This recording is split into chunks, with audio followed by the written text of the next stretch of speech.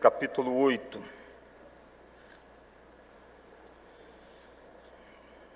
Nós temos olhado para este livro de Gênesis e trabalhado de forma sequencial todo este livro. Deus assim colocou no nosso coração e nós temos feito uma jornada aí de exposições no livro de Gênesis. Na última vez que nós olhamos para este livro, nós vimos o capítulo 6 e o capítulo 7, um pedacinho do capítulo 8. Nós vimos aquele episódio muito conhecido do dilúvio, como que a humanidade tinha ido de mal a pior.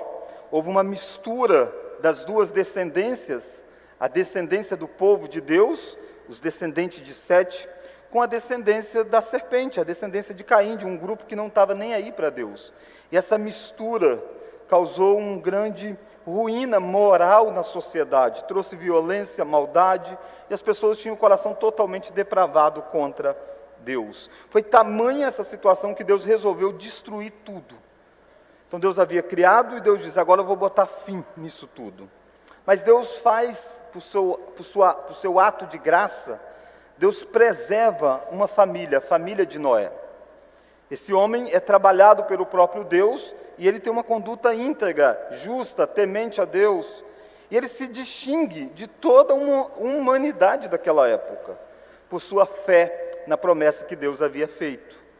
Deus então, ao trazer dilúvio, Deus traz redenção para a família de Noé, coloca eles dentro de uma arca. E choveu durante muito tempo. As descrições de tempo, aqui em Gênesis 6, depois você lê, ele vai ter o período em que eles entram na arca, o período que vem chuva, depois o período que para de chover, mas está tudo alagado, depois o período que começa a esvaziar, e aí vai todo um ciclo. O final do capítulo 8 de Gênesis, olha aí por gentileza o capítulo 8, a partir do verso 13 você encontra a saída de Noé da arca. E o texto diz que isso aconteceu no primeiro dia do primeiro mês. Ele vai começar a ter esse sentimento de sair da arca. E aí lá no versículo 14, diz que aos 27 dias do segundo mês, a terra estava seca. E aí foi dada a ordem, pode sair. Isso tudo dá um intervalo de 1 ano e 10 dias.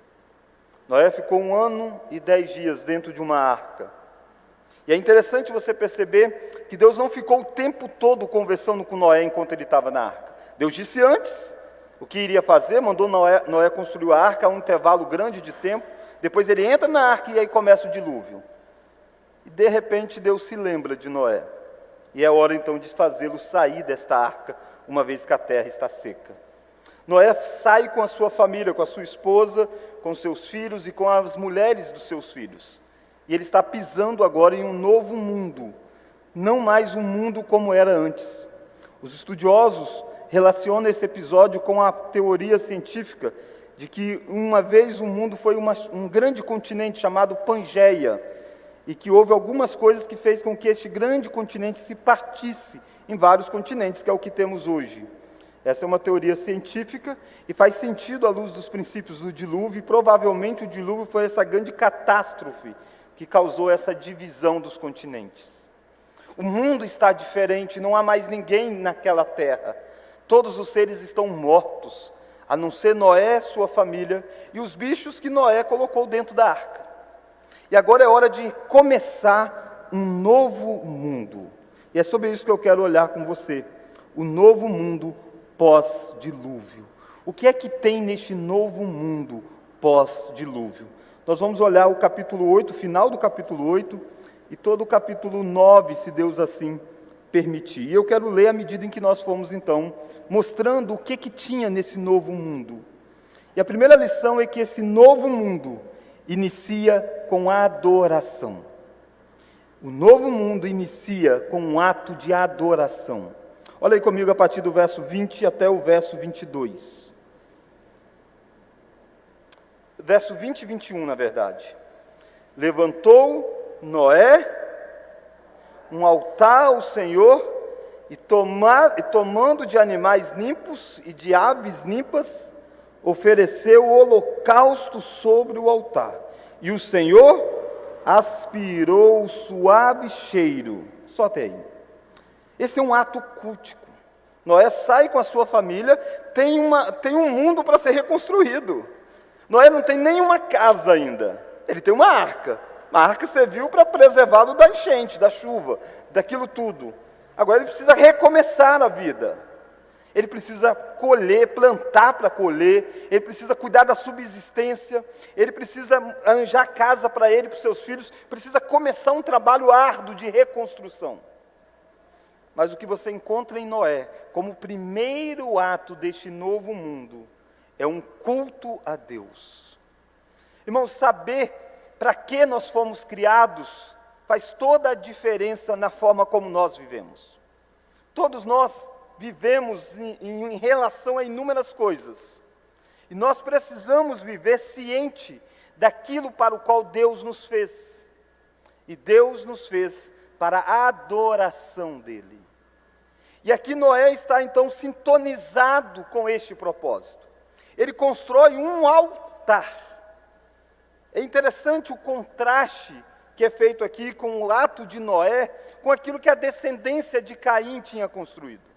Caim, quando saiu espalhado pelo mundo, quando não podia mais viver no seu lugar de origem, Caim construiu para si uma cidade. Noé não. Noé recomeça construindo um altar. Se tem algo que precisa ser a base para o recomeço de uma sociedade, é um lugar de adoração a Deus. Nada de torre, nada de plantar uma vinha. A primeira coisa é cuidar de um lugar para se prostrar diante de Deus, para ter um culto diante de Deus. É sobre isso que Jesus lida, por exemplo, no texto de Mateus, quando ele vai dizer que nós devemos buscar em primeiro lugar o reino e a justiça, e todas as demais coisas seriam acrescentadas. Percebe? Prioridade. E a minha pergunta para você é: o que é prioridade na sua vida? Eu sei que você tem muitas coisas para fazer. Noé tinha. Mas qual que é a prioridade? Onde começa? O nosso ciclo semanal, por exemplo, nós estamos no domingo. E nós chamamos este de domingo porque ele é o primeiro dia da semana. E nós estamos reunidos como povo de Deus. Isso é cheio de significados teológicos. Nós não paramos do nada, nós paramos e começamos a semana priorizando a adoração a Deus. Esse ciclo que Noé também está fazendo. Ele constrói um altar priorizando a adoração, ele faz um culto por meio de sacrifícios. Culto nesse período é muito diferente dos nossos hoje. Hoje nós vivemos aquilo que nós chamamos da nova aliança, depois da vinda de Cristo. Aqui, na antiga dispensação da aliança da graça de Deus, o culto era um culto simbólico, apontando para aquilo que aconteceria, um sacrifício perfeito. E aqui então precisa ter sacrifícios de animais. Mas pensa comigo, todos os animais da terra tinham sido mortos. O que tinha é o que ele colocou dentro da arca, porque Deus mandou ele colocar. E Deus mandou ele colocar uma quantidade de animais de um tipo, e dos animais limpos ele mandou dobrar. Porque Deus estava já reservando para o culto. Noé inaugura novo tempo e não diz: sabe de uma coisa? A gente tem pouco recurso. Tem pouco. A gente só tem esses animais aqui, até eles começarem a procriar e tal. E aí o que vai ser? Não tem nada plantado praticamente. É melhor eu guardar isso aqui. Não, Noé sabe que ele precisa agradecer a Deus, se relacionar com Deus. Então ele pega dos animais e oferece sacrifício a Deus. Para alguém que fosse um economista, dizer: se Noé está agindo na contramão, a gente não sabe como vai ser esse novo mundo, será que as coisas vão de fato dar certo? É melhor guardar, reservar. Mas Noé tem a dimensão do que é de fato importante na vida. O aspecto transcendental deve nortear todo o resto da nossa vida. E é por isso que Noé faz um altar, Noé pega animais limpos e oferece em holocaustos. Noé também não vai atrás de alguns animais mortos que estivessem lá, dizendo: deixa eu pegar alguma coisa que está aqui e oferecer para Deus, né? Já está morto mesmo. Não, ele pega dos vivos, mata, oferece em holocausto. Ele dá das melhores coisas. Ele está agindo priorizando a adoração. Ele faz isso porque ele percebe algo. Ele sabe que ele está preservado pós o dilúvio, que ele sai livre de todo o juízo que veio sobre o mundo, única e exclusiva por causa da graça de Deus, por causa de quem Deus é.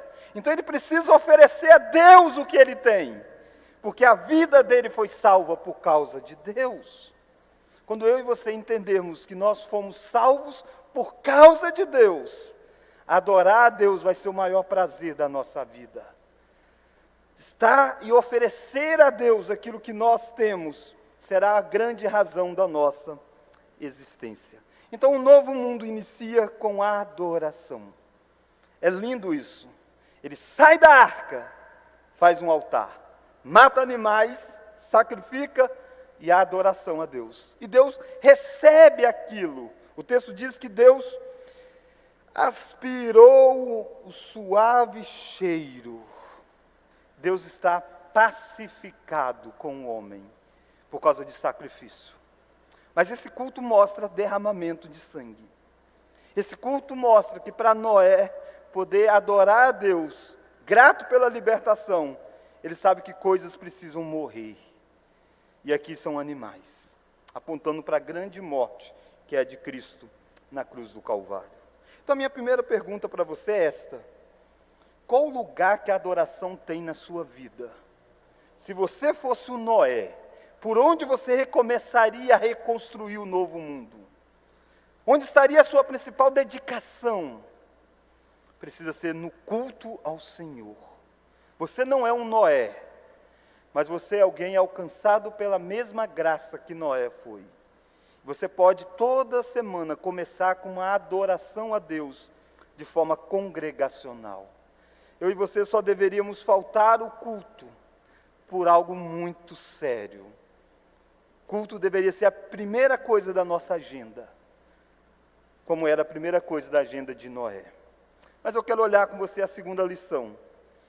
A segunda lição é que no novo mundo, pós-dilúvio, nós somos apresentados às bênçãos de Deus. As bênçãos de Deus para este novo mundo. E a primeira bênção que você encontra aí é a firme resolução de Deus em não mais. Olha lá o verso 21. E o Senhor aspirou o suave cheiro, disse consigo mesmo. Isso aqui é muito interessante, porque em uma leitura rápida, às vezes a gente acha que Deus falou com Noé essa frase aqui, que a gente vai ler. Não. Nesse primeiro momento, disse consigo mesmo. É uma conversa trinitária. E Deus está falando consigo mesmo. O que é que Deus faz uma firme resolução? De não mais o quê? Olha lá comigo. Não tornarei a amaldiçoar a terra por causa do homem. Deus está dizendo, eu não vou mais destruir a terra. Maldiçoar a terra aqui não é que a terra não estaria sob maldição, ela está desde Gênesis 3, o pecado de Adão. Mas amaldiçoar aqui é fazer a mesma coisa que ele fez no passado. Qual foi a última maldição que ele trouxe sobre o mundo? O dilúvio. Deus está dizendo, não mais eu vou trazer dilúvio, não mais. Depois do culto a Noé, nós somos apresentados a essa firme resolução de Deus de não mais destruir o homem. Não mais. Mas olha mais. Porque é mau o desígnio íntimo do homem, desde a sua mocidade. Nem tornarei a ferir todo o ser vivente como fiz. Às vezes, de forma sem perceber, nós achamos que a decisão de Deus de não mais destruir o mundo foi porque Deus disse, sabe de uma coisa? Eles aprenderam a lição. O dilúvio varreu tudo. E agora nunca mais eles vão se rebelar. Não, não foi essa. Deus disse, não mais vou destruir, porque o coração do homem é mau mesmo. Deus está dizendo, ei, o dilúvio não mudou o interior do coração do homem. O que vai mudar após o dilúvio não é o ser humano, o que vai mudar após o dilúvio é a ação de Deus para com o mundo. E Deus está dizendo, eu não vou mais destruir. Na bênção de um novo mundo, Deus firma uma firme resolução de não mais destruir o mundo, de não mais responder sobre a maldade humana com seu juízo total. Mas olha mais, olha que Deus decide que o mundo vai continuar a existir em um ciclo para todo sempre, até a volta dele. Olha lá o verso 21 de novo. Não tornarei a amaldiçoar a terra por causa do homem, porque é mau o desígnio íntimo do homem desde a sua mocidade. Nem tornarei a ferir todo vivente como fiz. Vamos ler agora? Enquanto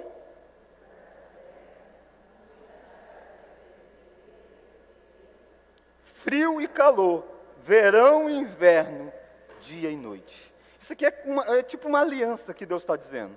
Deus está dizendo, enquanto o mundo estiver na história da redenção para acontecer, não vai parar de ter os ciclos naturais. Você vai plantar e você vai colher.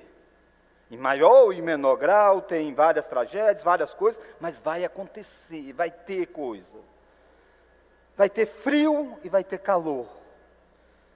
Verão e inverno, dia e noite. Você deita, você não diz assim, será que vai raiar o sol amanhã? Será que vai chegar o dia ou a gente vai viver uma noite para sempre? Alguns até gostariam, né? Percebe, o mundo funciona nesse ciclo que para nós é tão normal, dia e vai vir noite, noite e vai vir dia. Lógico que tem toda a questão física acontecendo, mas Deus está dizendo, eu estou compromissado em não fazer mais aquilo que eu fiz lá atrás, inverter tudo isso. Eu vou preservar a existência do mundo. Irmãos, óbvio que nós precisamos cuidar da natureza, e devemos, mas nós não devemos achar que o ser humano vai ser capaz de destruir o mundo totalmente. Às vezes, com discursos e ideologias que vêm por detrás dos discursos, as pessoas ficam apavoradas, dizendo, vai ter questão envolvendo o clima, e aí vai acabar tudo. E tal. Não, não vai. Eu não estou dizendo que você não tem que cuidar do planeta, deve, é nosso dever. Mas Deus tem um compromisso maior do que o nosso. Dizendo, não vai deixar de existir estações. Não vai. Deus fez um pacto, uma aliança de preservar o mundo. De preservar o mundo. Esta é uma decisão de não mais agir de acordo com a maldade do homem, porque se fosse responder sempre à maldade do homem, nós teríamos tido muitos outros dilúvios. Sabe por que o mundo não foi destruído mais? Não é porque o mundo de hoje é melhor do que o de Noé, os dias de Noé. Não, é muito parecido. Mas tem algo, Deus resolveu agir. E nesse agir de Deus, Deus vai tomar medidas para que o mundo não chegue a tamanha maldade. E aí Ele vai colocar freios sobre o mundo, e daqui a pouco a gente vai ver isso. Então somos apresentadas as bênçãos de Deus para o novo mundo. A primeira bênção, a firme resolução de Deus, não mais. Mas Deus dá ordens muito parecidas com as ordens do velho mundo. Olha lá o capítulo 9. Deus agora vai se dirigir a Noé. Antes foi uma firme resolução dele consigo mesmo. Diz consigo mesmo. Agora ele passa a dialogar com Noé. E aí ele começa a dar bênção sobre este novo mundo através de Noé. Olha o verso 1. Abençoou Deus a Noé, vamos ler? E a seus filhos, e lhe disse, sede fecundos, multiplicai-vos e enchei a terra. Nada de diferente do que foi dito para Adão. Quando Deus criou Adão e Eva, Deus disse que eles deveriam ser fecundos, multiplicar e encher a terra. Deus está repetindo uma ordem criacional. O mundo vai se desenvolver. Eles precisam casar, ter filhos, fazer com que o mundo cresça. Ele está dando aqui um mandato social. Percebe? O pecado não foi capaz de invalidar os mandatos criacionais de Deus. Deus continua trabalhando através dos seus mandatos ao homem. E que, de certa forma, o que Deus está fazendo de Noé é um segundo Adão aqui. Ele está dando a Noé a função de liderar a reconstrução do novo mundo. Não tem mais ninguém, só tem Noé e sua família. E os mandatos é dado a eles. O mandato social, de ter filhos. O domínio sobre a criação, olha lá o verso 9. Verso 2, melhor dizendo, do capítulo 9.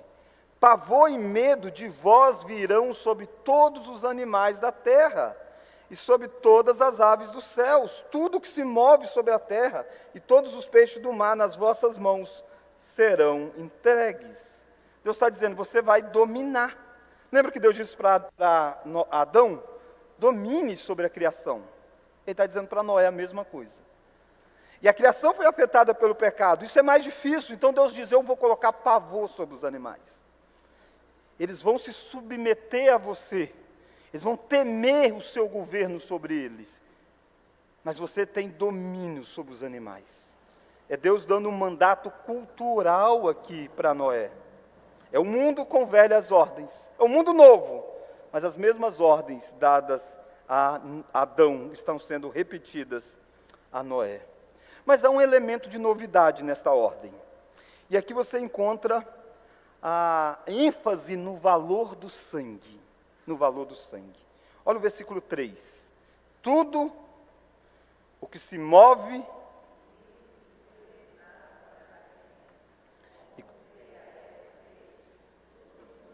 verso 4, carne, porém, com sua vida, isto é, com seu sangue, não comereis. Deus está dando ao homem pós-dilúvio aquilo que ele não tinha dado ao homem antes do dilúvio. Antes do dilúvio, a ordem de Deus é que o homem pudesse comer, dominar sobre os animais, mas comer apenas das ervas. Graças a Deus que eu vivo pós-dilúvio. Pós-dilúvio, Deus diz, ei, você pode comer da carne dos animais. Está sendo dado a você da mesma forma como foi dada as ervas, agora eu dou a você os animais. A ordem dada a Adão das ervas, comer-se apenas das ervas, é porque naquele contexto ainda não tinha pecado no mundo. Não deveria existir morte como um ritual constante. Mas agora está dada a ordem, pode comer. Mas detalhe, não coma a carne com sangue. Ele quer mostrar o valor que existe do sangue.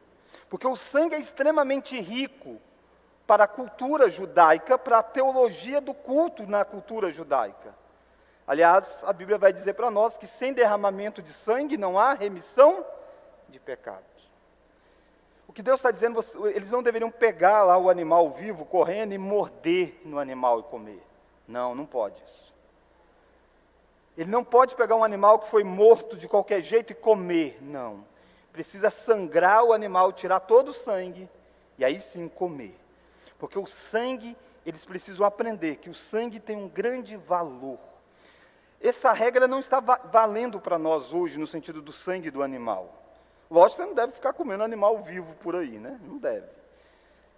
Até covardia isso. E Deus está dizendo exatamente, você não vai agir como um predador louco por aí. Mas aqui é o contexto de caminhar com o conceito de sangue. Tanto é assim que há um texto de Levítico, capítulo 17, Levítico capítulo 17, o verso 10. Vou pedir, não combinei com o pessoal do som, vou pedir se for porventura possível projetar, Levítico capítulo 17. Olha o que fala Levítico capítulo 17.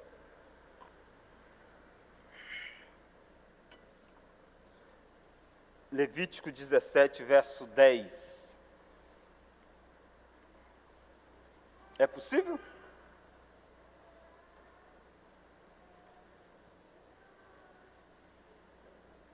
Levítico 17, verso 10. Eu acho que não vai ser possível não, né? Eles sempre conseguem.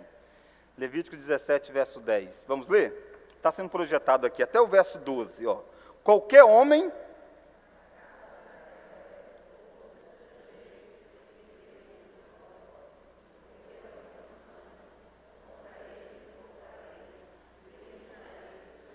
Percebe? Deus está dizendo, não pode comer nada com sangue. Verso 11. Porque a vida da carne está no sangue.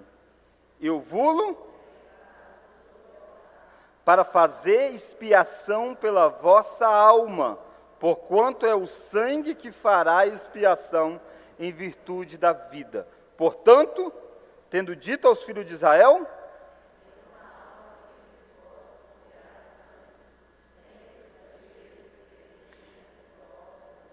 percebe o porquê que não poderia comer carne com sangue? Porque o sangue era algo tão importante que no culto, no holocausto ou qualquer outro sacrifício que era feito, matava-se e era derramado sangue. E eles vinham, olha o que é necessário para que a remissão dos pecados aconteça. E ao comer a carne de qualquer animal com sangue, eles estariam meio que banalizando isso. Eles perderiam a essência do valor do sangue. Naturalmente que o sangue apontava para o verdadeiro sangue de Cristo derramado na cruz do Calvário. Hoje não tem mais derramamento de sangue de nenhum animal para que eu e você sejamos purificados, porque Jesus foi derramado por nós. Logo, não tem mais essa exigência de você preservar o sangue. O sangue não tem mais esse contexto que tinha no Antigo Testamento. Aqui estava sendo moldado toda uma visão teológica do que era o sangue. Esse novo mundo ia aprender. Quando há um derramamento de sangue, é algo muito precioso. É por isso que Deus faz a purificação dos pecados através do derramamento de sangue. Então, nós encontramos essas bênçãos para o novo mundo. Nós encontramos a firme resolução de Deus não mais, encontramos ordens parecidas com as do velho mundo, nós encontramos ênfase no valor do sangue. E Deus, então, a quarta medida que Deus toma, é uma medida protetiva para preservar o mundo.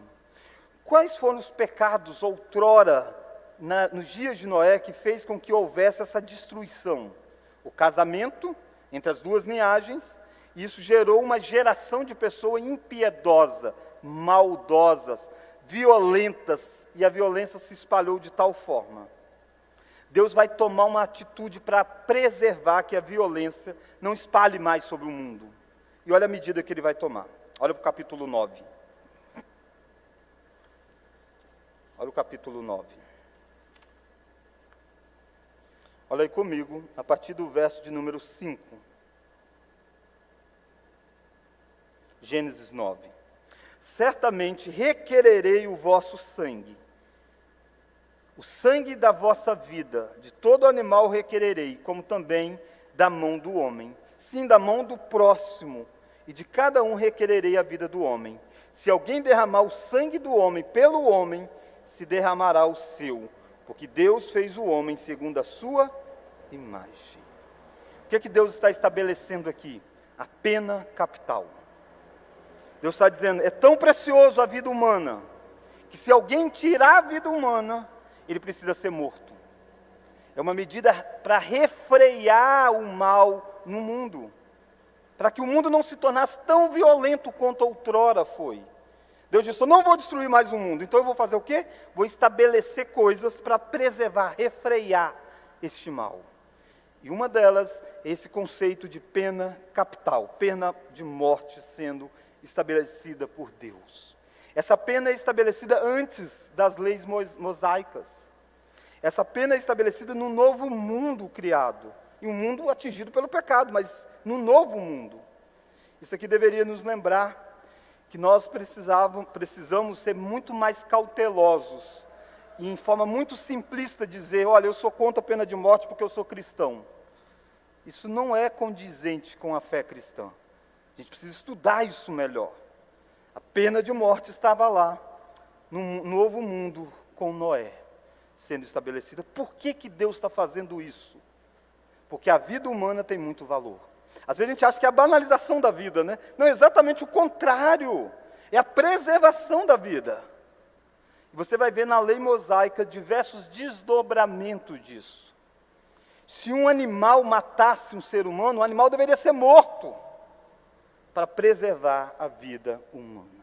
Irmãos, antes disso, já tinha tido assassinatos? Sim, diversos, né? Um muito bem relatado, que é o de Caim. Caim matou Abel. E naquele contexto, Deus não aplica a pena capital, e Deus não dá ao homem esse direito.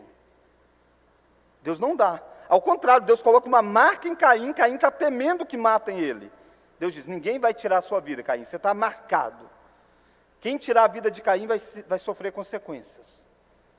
Mas agora Deus passa esse direito ao ser humano, criado à imagem e semelhança de Deus. Antes só Deus detinha esse direito de trazer isso sobre a Caim, sobre os descendentes que quebrassem.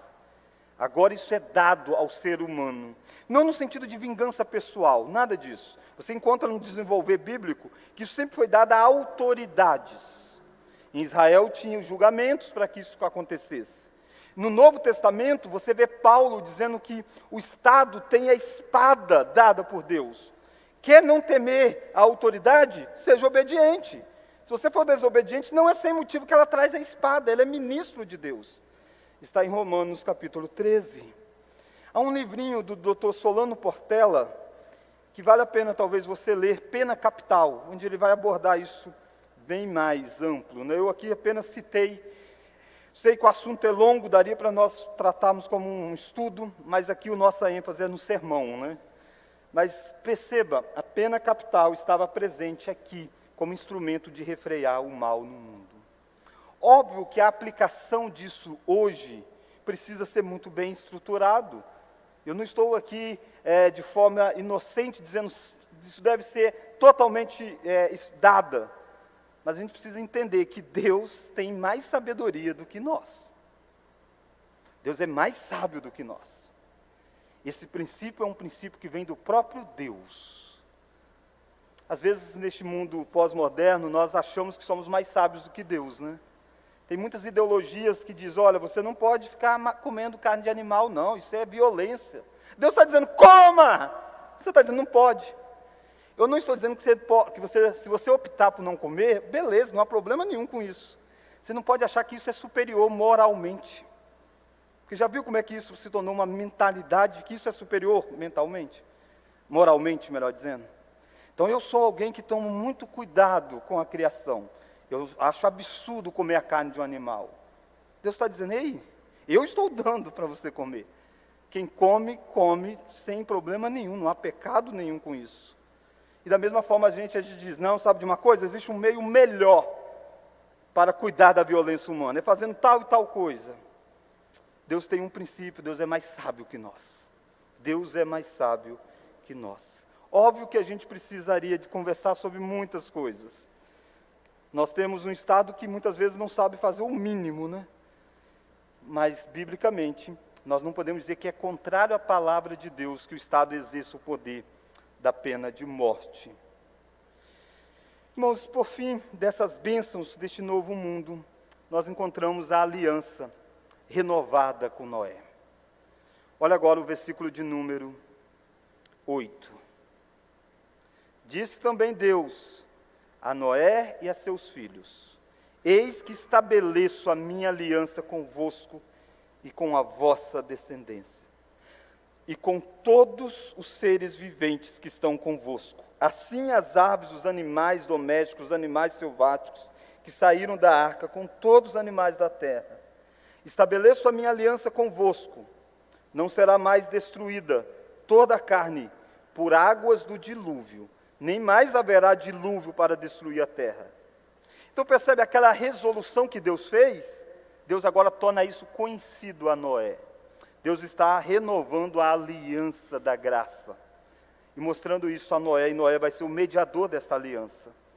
Mas Deus quer firmar isso para que Noé saiba e passe para os descendentes. E Deus quer dar a Noé algo visível. Nos pactos que Deus estabelece, Deus sempre coloca um sinal visível. E aqui tem um sinal também. E o sinal aqui é o arco. Olha lá o versículo de número 12.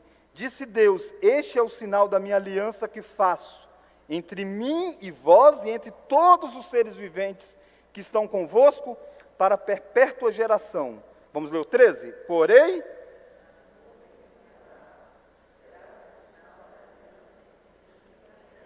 então está lá o arco, como nós falamos aqui para as crianças. O arco foi colocado por Deus como um sinal, dizendo todas as vezes que acontecer de chover, olha lá o verso 14, sucederá que quando eu trouxer nuvens sobre a terra e nela aparecer o arco, então me lembrarei da minha aliança firmada entre mim e vós, e todos os seres viventes de toda a carne, e as águas não mais se tornarão em dilúvio para destruir toda a carne. Há um sinal de que Deus vai tratar com graça, e esse sinal foi o arco-íris colocado. À medida que o pacto vai se desenvolvendo, há alguns sinais sendo dados. Com Abraão ele dá circuncisão, com Davi um trono. Com Jesus ele dá um sinal que é a ceia. Nós precisamos de símbolos que representam uma verdade.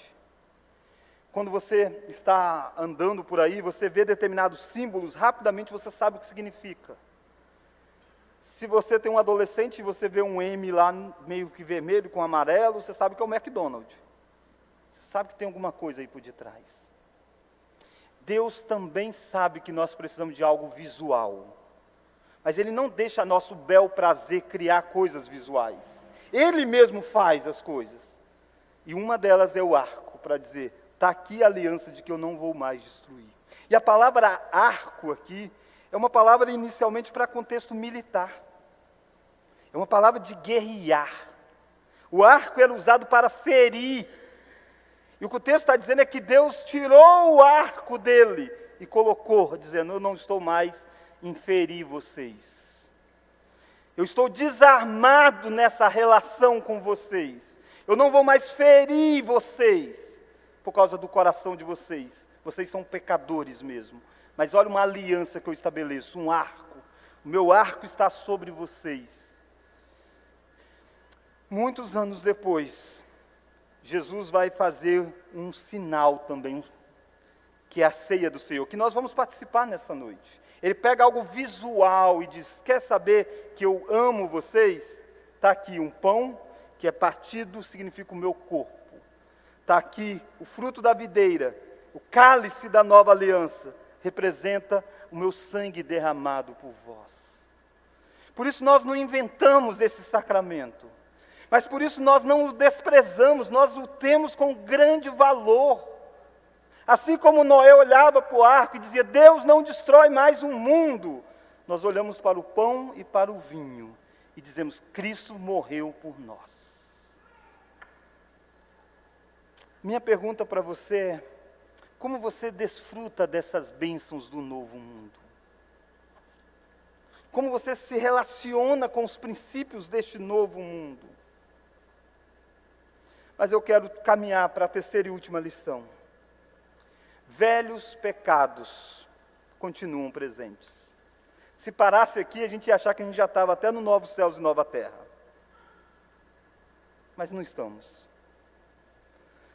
Gênesis capítulo 9 vai trazer para nós velhos pecados. E o pecado do cabeça, pós-dilúvio, não é tão diferente do cabeça antes do dilúvio. Olha o que Noé foi capaz de fazer. A Bíblia diz que Noé era um homem íntegro, reto, temente a Deus. Olha o verso 20. Sendo Noé lavrador, passou a plantar uma vinha, nada de errado com isso, Deus mandou eles fazerem isso mesmo. Verso 21, bebendo do vinho, embriagou-se e pôs nu dentro de sua tenda. Irmãos, nós estamos vendo o segundo Adão, num certo sentido. O cabeça desse mundo pós-dilúvio. Totalmente bêbado, nu, humilhado. Perdeu totalmente o controle de si. Isso aqui, às vezes a gente lê assim, que foi logo depois, né? Não foi, teve um tempo. Ele teve que plantar, ele esperou crescer, e aí ele pega das vinhas, bebe, fica embriagado.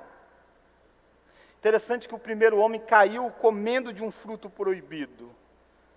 O Noé cai bebendo demais de um fruto também. Esse Noé viu o que Deus faz. Esse Noé viu a ira de Deus revelada. Noé esteve dentro de uma arca e todo o resto sendo destruído. Mas o coração de Noé é um coração corrupto. Um coração pecador, um descendente de Adão, inclinado para o mal. Você sabe, você às vezes traz disciplina sobre o seu filho, e você diz, agora ele aprende. Lá na frente você diz, ele não aprendeu. Não é só questão de informação, não é só questão de experiência. Noé passou pela maior experiência da vida. Mas Noé precisa de uma redenção interna. O dilúvio destruiu o mundo, Mas o dilúvio não purificou o coração humano. Deus disse, é desesperadamente corrupto. E Noé é capaz de fazer isso. Mesmo tendo começado muito bem, Noé foi capaz de coisas assim. Cuidado com você. Talvez você diga assim, pastor, eu sou alguém que nunca faço coisas terríveis. É capaz de você fazer coisas terríveis, sim.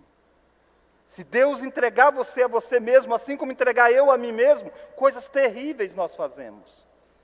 Está lá o Noé bêbado, igual uma vaca. Não sei por que tem esse ditado, bêbado igual vaca, né? Vaca não bebe? Eu acho que não bebe, né?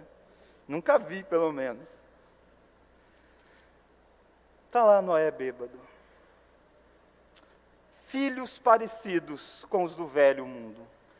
Os pecados estão lá. E como que os filhos vão reagir? Noé tem 3 filhos, Sem, Cã e Jafé. Olha lá o versículo 22.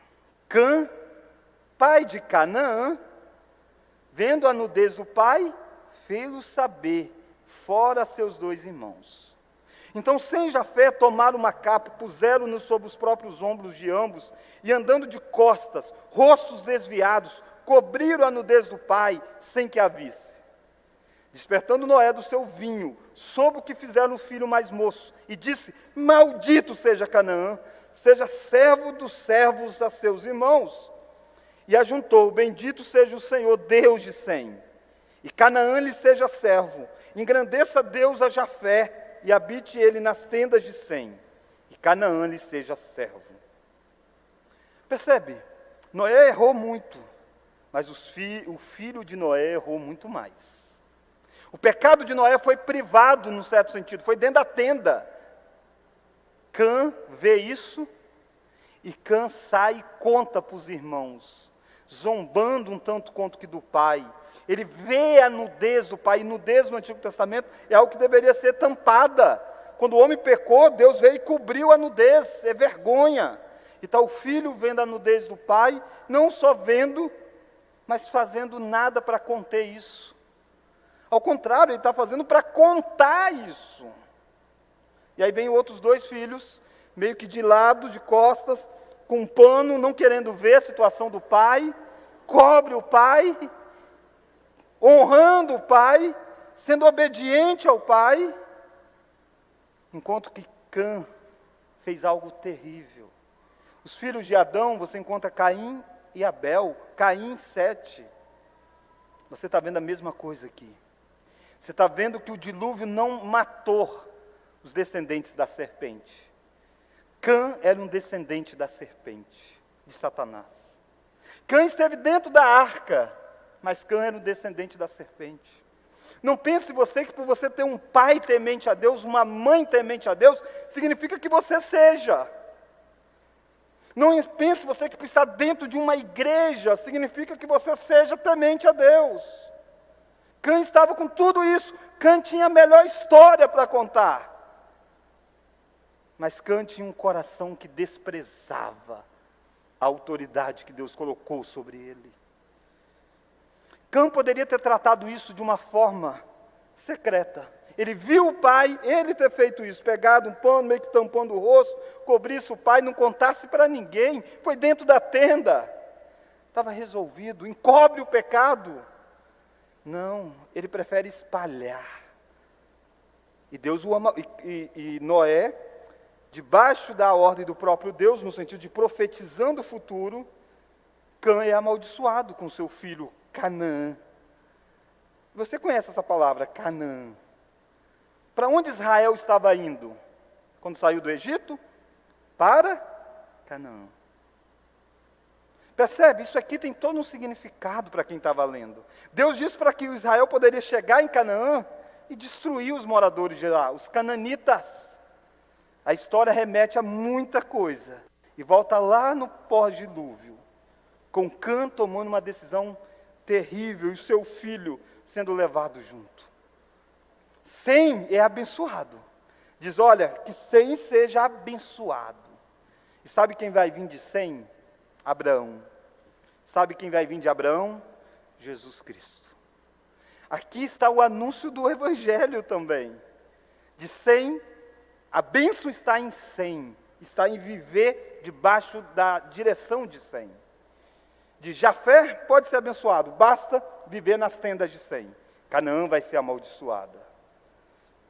Irmãos, essa história permeia o Antigo Testamento. Gênesis é a origem de todas as coisas. O capítulo 10 vai mostrar como que esses filhos tiveram filhos e se espalharam pelo mundo. Anos depois, Israel tem autorização para chegar em Canaã, porque esses descendentes de Cã são de fato terríveis. Cada vez eles foram de mal a pior, e Deus vai puni-los. Os estudiosos pontuam que os descendentes de Jafé, no ato de se espalhar, vão viver na região que é hoje a Europa. Mas diz para eles, há bênção para vocês, através de Sem. E quando você vai para o Novo Testamento, você encontra Paulo querendo fazer missão em um determinado lugar, e o Espírito impedindo. E ele quer ir para outro lugar, e o Espírito impede. Até que aparece um varão dizendo, passa a Macedônia e ajuda-nos. E Paulo vai. E Paulo chega em Filipos, a primeira cidade da Macedônia. Paulo é um semita. Paulo é um descendente de Sem. E Paulo está pregando sobre o grande descendente de Sem, que é Cristo. Lá nas terras que é hoje a Europa. E aí há a conversão. Há pessoas da descendência de Jafé sendo abençoado pelo descendente de Sem. As viagens missionárias de Paulo chegaram até aquela terra, cumprindo as promessas aqui, anunciadas no mundo pós-dilúvio. Nessa noite nós vimos 3 lições. Nós vimos sobre o novo mundo. Primeiro nós vimos que iniciou com a adoração. A adoração é fundamental na nossa vida. Segundo, nós fomos apresentados as bênçãos de Deus para este novo mundo. A firme resolução de Deus de não mais, ordens parecidas com as do velho mundo, ênfase no valor do sangue e medida protetiva para preservar o mundo. E a aliança renovada com Noé. Terceira e última lição que nós vimos, os pecados, os velhos pecados continuaram presentes. O cabeça pós-dilúvio não é muito diferente do cabeça antes do dilúvio. Filhos parecidos com os do velho mundo. Mas há uma profecia de que em Sem, pessoas podem ser abençoadas. Pessoas podem ser transformadas. O dilúvio não purificou o mundo, embora trouxe punição, mas não purificou o homem, não transformou o homem. Mas um descendente de Sem vai transformar o homem, que é Jesus Cristo. Vamos orar? Deus, agradecemos porque nós podemos confiar na aliança da preservação. Este mundo está sendo preservado para a manifestação do último ato, que é a volta do Teu Filho, Jesus Cristo. Nada nem ninguém é capaz de deter isso. Agradecemos porque o Senhor preservou este mundo até a vinda do grande descendente de Sem, que é Jesus Cristo, para que nós pudéssemos ser abençoados. Nessa noite, ó Deus, nós queremos reconhecer a forma maravilhosa que o Senhor faz para governar sobre tudo e sobre todos. E agradecer, ó Deus, pelo sinal que o Senhor nos dá. O Senhor não nos deixa a caminhar sem algo para fortalecer a nossa fé.